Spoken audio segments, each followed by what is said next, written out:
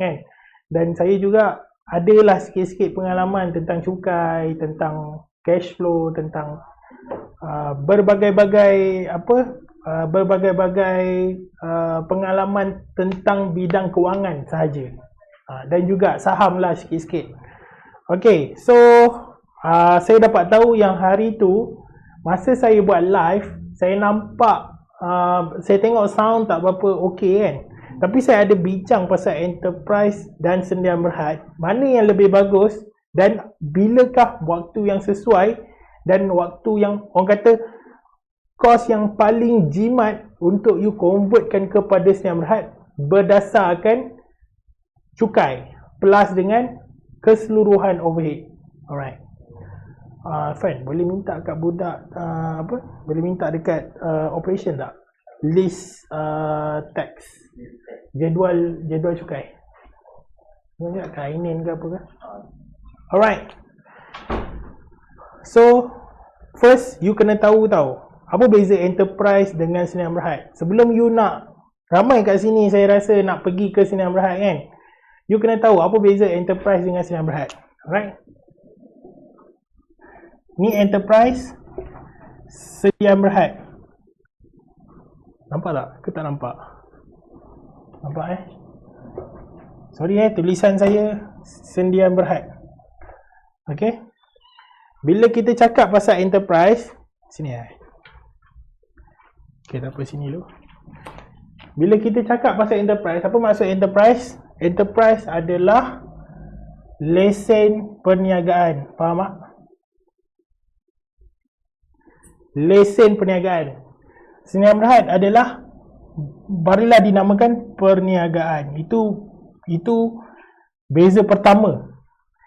Maknanya enterprise ni maknanya individu yang diberikan lesen perniagaan. Yang ini adalah perniagaan. Sdn Bhd tu maknanya perniagaan. Okey. So sekarang ni bila puan dah tahu enterprise tu bermaksud individu yang diberi lesen perniagaan untuk menjalankan perniagaan, maknanya tax dia, okey, tax dia kena mengikut jadual cukai pendapatan individu. Maksudnya tax dia adalah daripada 1%, daripada 0% kadar dia, dan dia boleh naik ke 28% ataupun 30% lah. 28% ke 30%. Manakala Sdn Bhd ni dia perniagaan tau. Bila dia sendiri tu dinamakan perniagaan, dia tak tertakluk kepada individu punya lesen, individu punya cukai jadual. Dia tak tertakluk dengan individu punya cara pencukaian. Berapa orang lah?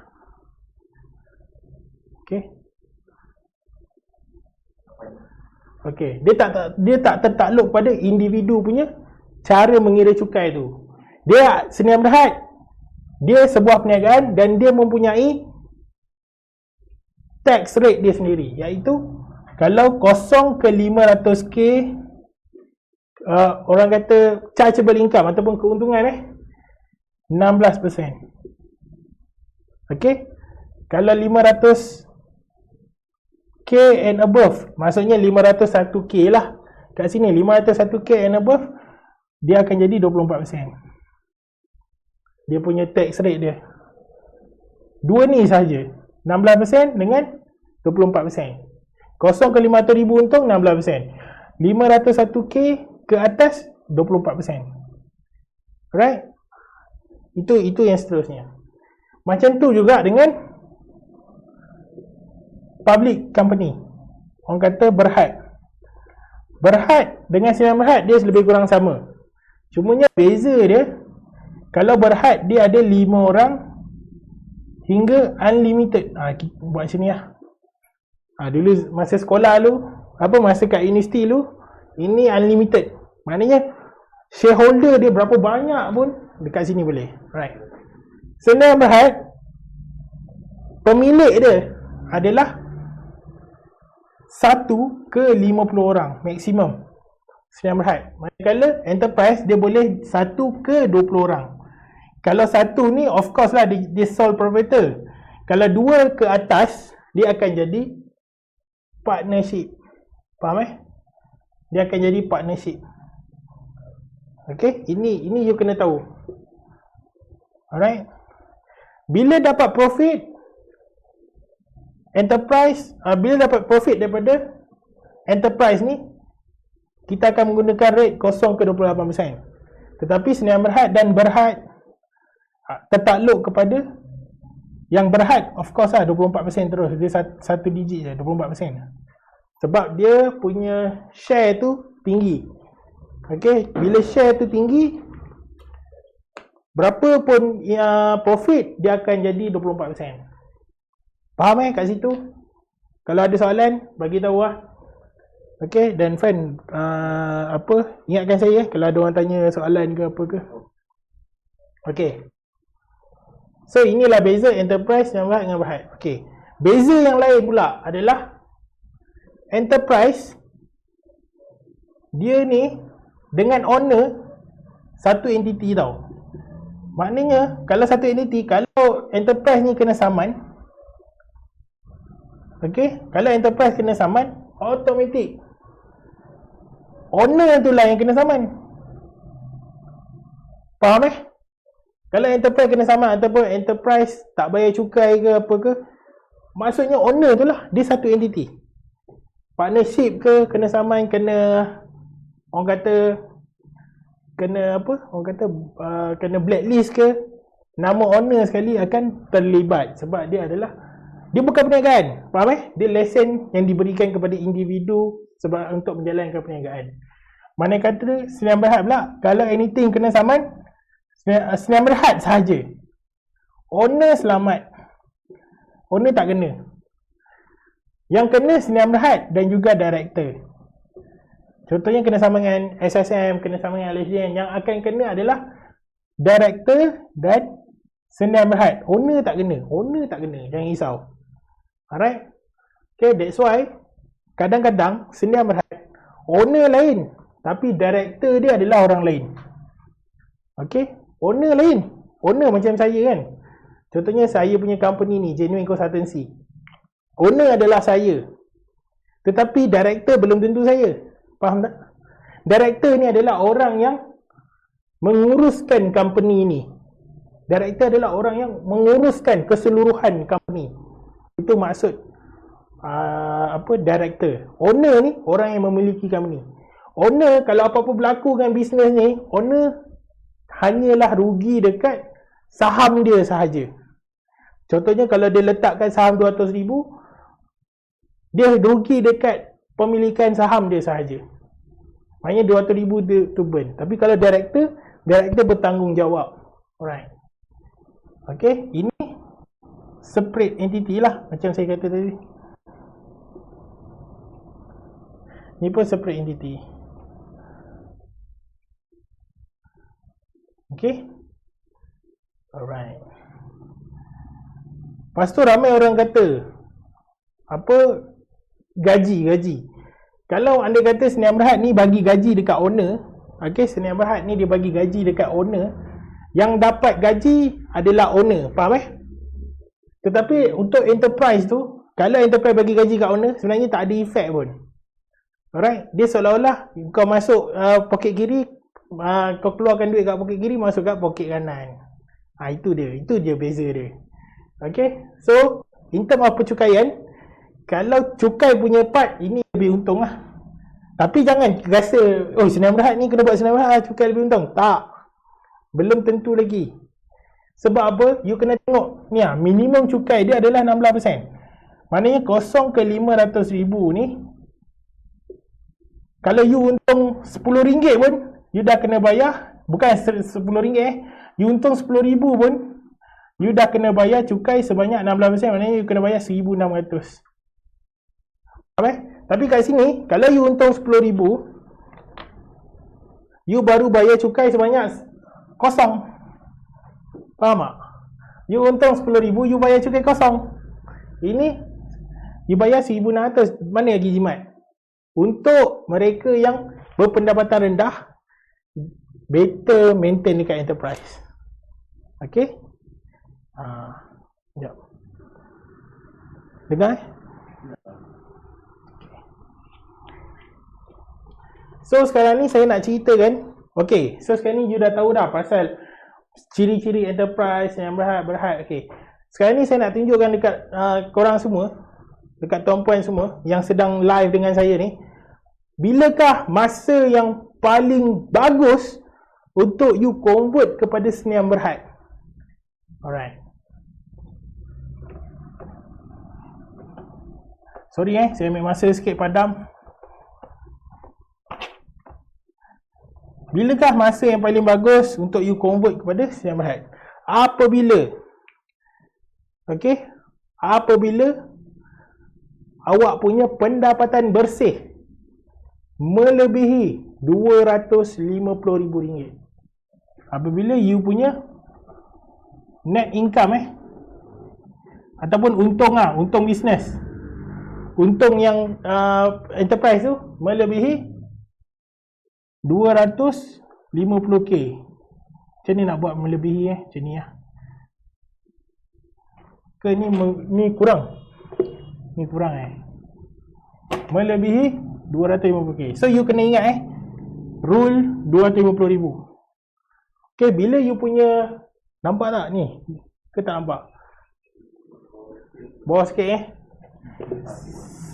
Okay, apabila you punya net income, saya buat net income melebihi 250k dan ke atas.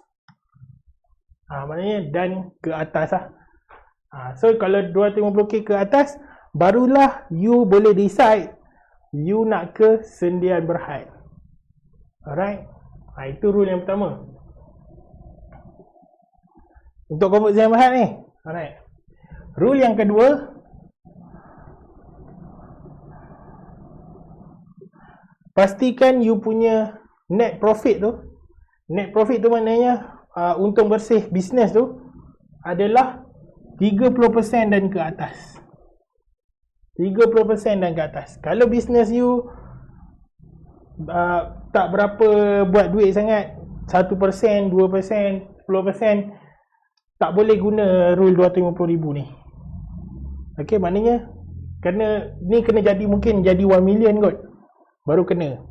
Okay, jadi sekarang ni nasihat saya ni padam siapa?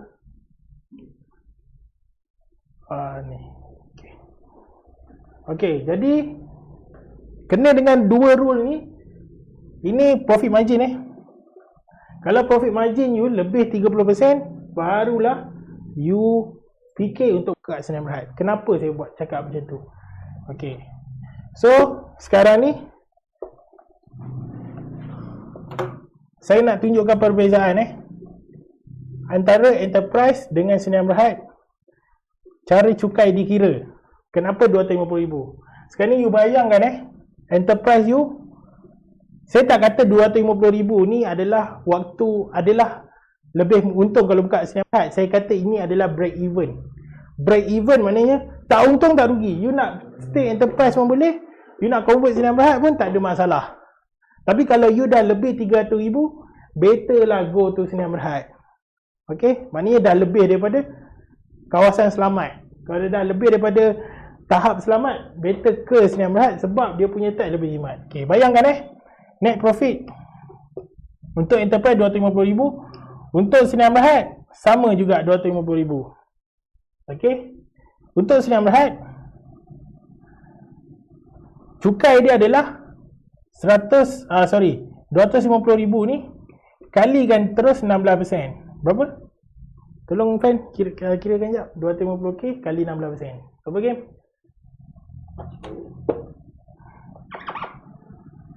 Sorry. Salah. Bukan. Nanti dulu. Kita kira enterprise dulu. Okay, sorry. Untuk 250k ni, okay, katakanlah you enterprise. Alright, you enterprise. Berapakah cukai yang you kena bayar kalau you buat business enterprise? You kena berdasarkan 250k ni kalikan mengikut jadual cukai personal you.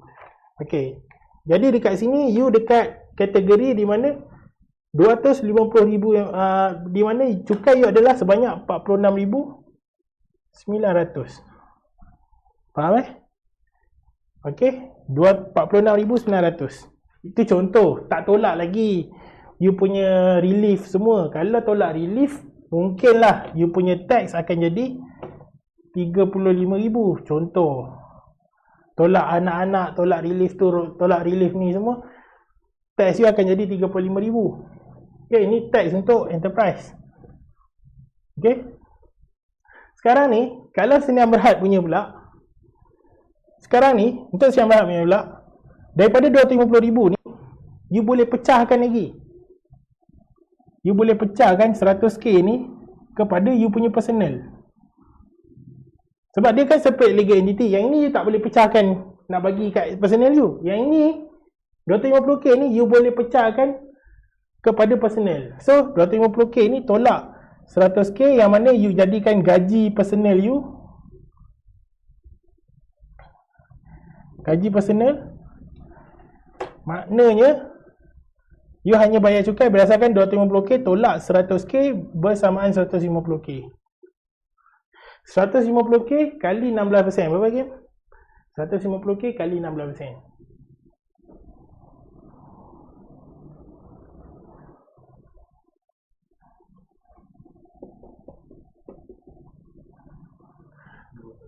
Berapa?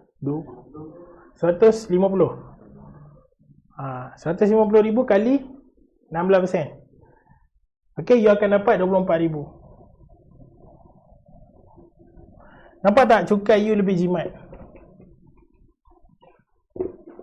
Okey. Ni saya letak 35,000 tadi. Ni 24,000 kan Okey.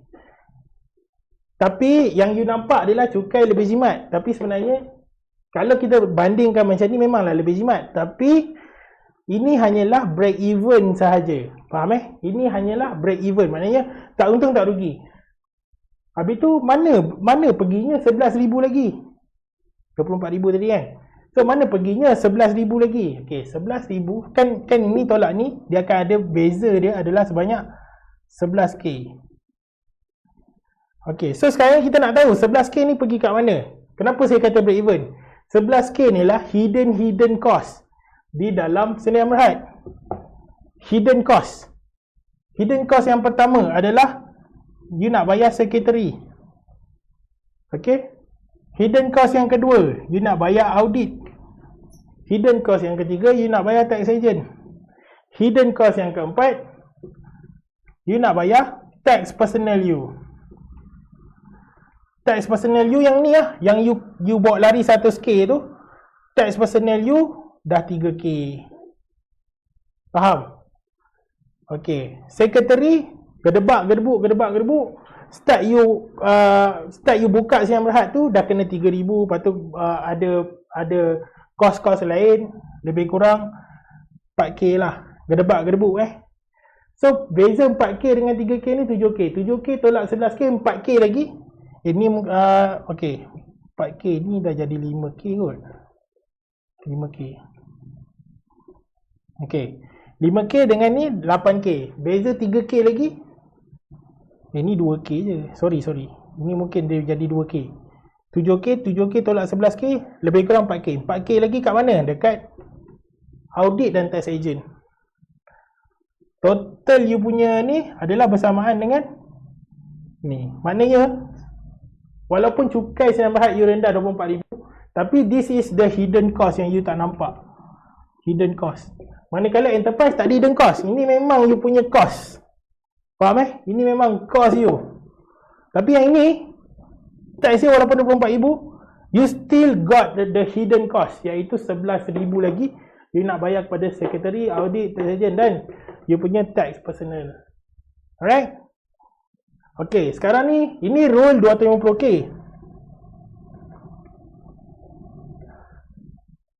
Okay. Rule 250k ni hanyalah applicable dekat mereka yang mempunyai profit margin sebanyak 30%. Profit bersih profit margin sebanyak 30%.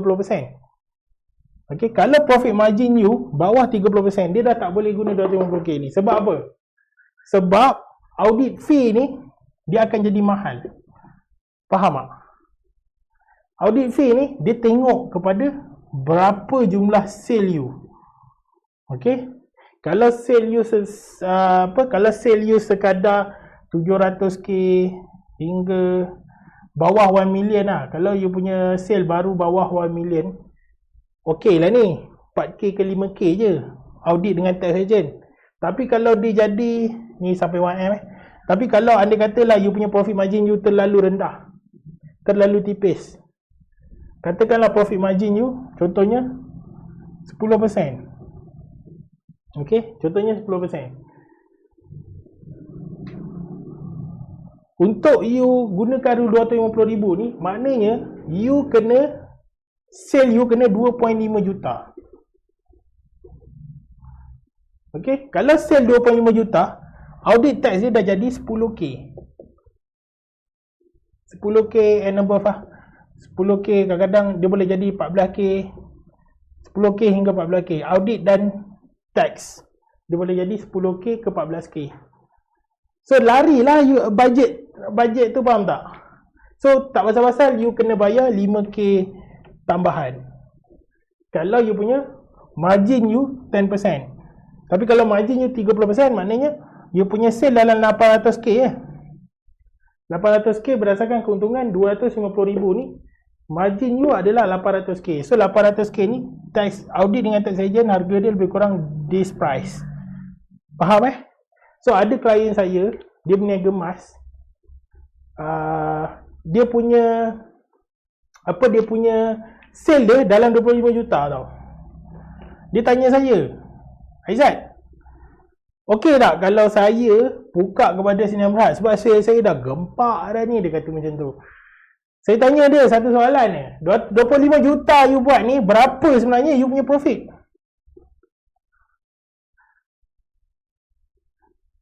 Berapa sebenarnya you punya profit? Dia kata dari 25 juta ni, profit dia adalah sebanyak 250k. Kan Tuan Aizat ada cakap rule 250k ke 1%.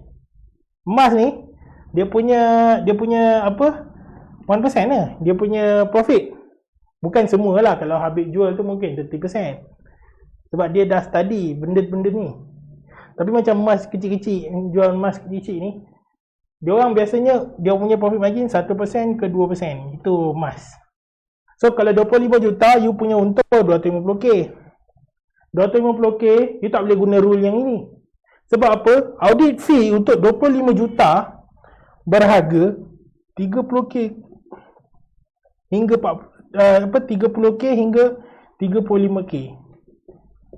Berbaloi tak? Itu persoalan dia. Walaupun you mampu bayar 250k ni, terasa baik nak bayar 35k ni. Faham tak? Berbanding nak bayar total 11k tapi tiba-tiba naik sini kat 20k Okey, 30k ni tolak 4k, maknanya ada penambahan sebanyak 26k additional cost. Menyebabkan sebenarnya lebih untung you buka enterprise sebab cost you hanyalah ini. Tapi kalau Sdn Bhd you punya tax pula dah banyak ni dah. Lepas tu you kena tambah dengan 37k lagi. So mana lagi untung? So nasihat saya, sebelum nak buka Sdn Bhd, fikir dulu tentang rule 250k dengan 30%. Okey? Rule 250k plus 30% margin. Barulah you buka Sdn Bhd. Okey? Ada juga orang tanya, Aizat, saya nak buka Sdn Bhd, ada ke komen-komennya? Baik, berapa orang tengok? 9. Okey, tu. Ada juga orang tanya, Aizat, saya nak buka Sdn Bhd lah. Alright. Sekejap, sorry. Okey, ada juga orang tanya saya, Aizat, saya nak buka Sdn Bhd lah sebab saya nak dapat tender. Okey, tak ada masalah. Confirm ke tender you masuk? Confirm, dia kata. Okey. Kalau macam tu, kira dulu you punya ni. Dapat tak? Bila you masuk tender tu, dapat tak profit 250k plus dengan 30%? You punya profit margin. Kalau dapat lebih, go to Sdn Bhd. Wajib. Kalau you punya ni kurang, tak payah. Itu nasihat saya. Sebab ramai saya punya klien yang dah go tu Sdn Bhd, tapi finally menyesal. Sebab apa? Sebab kena bayar kos yang terlalu tinggi, merapu-rapu, nak kena bayar audit, nak kena bayar tax, nak kena secretary tu okey lah, dia maintain, tapi audit dengan tax agent ni dia terlalu, faham tak? So nasihat saya dua ni ingat untuk sebelum nak buka Sdn Bhd, rule 250k profit plus dengan apa saya cakap tadi, 30% profit margin. Okay, saya harap apa yang saya sampaikan pada hari ini memberikan manfaat kepada pendengar-pendengar ataupun orang yang join live saya. Cuba say hi sikit yang join live ni. Okay, so kita berjumpa lagi insya-Allah besok. InsyaAllah kalau saya free, tapi kita cuba free kan untuk bagi lagi banyak lagi manfaat-manfaat dekat orang-orang kat luar sana yang betul-betul buntu, tak tahu pasal cukai semua. Kita akan buka lagi banyak lagi pendedahan. Okay, ilmu ni pun sebenarnya orang kata agak mahal kalau you nak dapat kat tempat lain. Okay, so wabillahi taufiq wa hidayah. Assalamualaikum warahmatullahi wabarakatuh. Kita berjumpa lagi esok pukul 12 hingga 12.30 insya-Allah. Kita akan berlive siaran langsung daripada Genuine Consultancy pukul 12 hingga 12.30 hari. Okey, semoga maju jaya dan stay tune untuk kami berikan lebih banyak manfaat.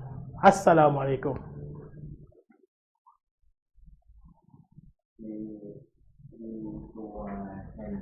Alright. Okey.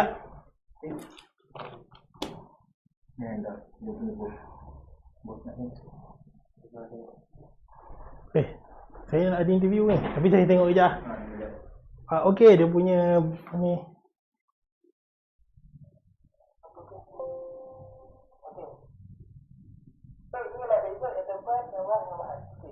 Ilmu yang lain pula adalah enterprise.